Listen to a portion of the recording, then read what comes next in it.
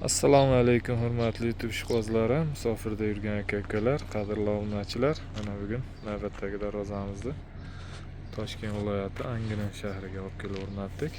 Mana darvozamiz eniga 4 metr, bo'yiga 350 razmerga o'rnadi. Juda chiroyli chiqdi bu darvozamiz. Mana ikki qanotli qilindi, kalitka отдельный bas, kalitka ichida qilinib ikki qanotli qilindi. Juda chiroyli chiqdi bu darvozamiz.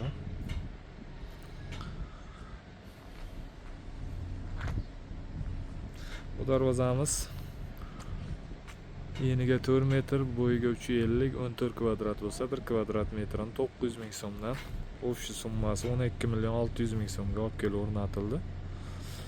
Darvozamiz materiallari bilan tanishtirib o'tsak, stoykalari ikki o'yoni tagi shiviller bo'ldi. 10 ga 5 shiviller, ichidagi profillari 6 ga 4, 1,5 lik stenada, listlari 2 lik listda bo'ldi. 2 lik listda. Juda baquvvat, juda chiroyli holda o'rnadi. Mana ichidagi bo'lni gullar, chaspaklar ham 1,5 stenada bo'ldi. O'rtalariga mana ruchkasiga qora nejvinkadan qo'yildi. Tepalari lazer qilinib, darvozaxona sal yorug' turish uchun setka qilib berildi. Darvozamiz kraskalariga keladigan bo'lsak, kraskalari mokriy asfalt, o'sha devo kraskadan bo'ldi. Darvozamiz orqa holatlarini ko'rsatib o'tamiz.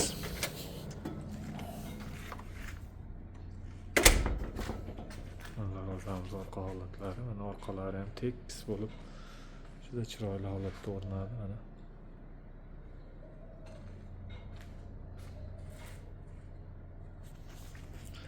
zamonlar har doim o'rnatilgan zo'r zamon.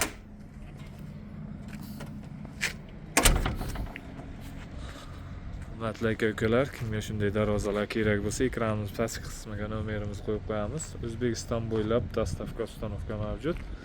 Hamda kanalimizga yangi bo'lsalaring, obuna bo'lib, like tugmachasini bosishni unutmanglar. Obuna bo'lib olsalaring, keyingi qo'ygan videolarimiz sizlarga birinchida bo'lib yetib boradi. Xudo xohlasa, kraska sepish, o'rnatish jarayonlarini keyingi videolarimizda ham qo'yib borishga harakat qilamiz.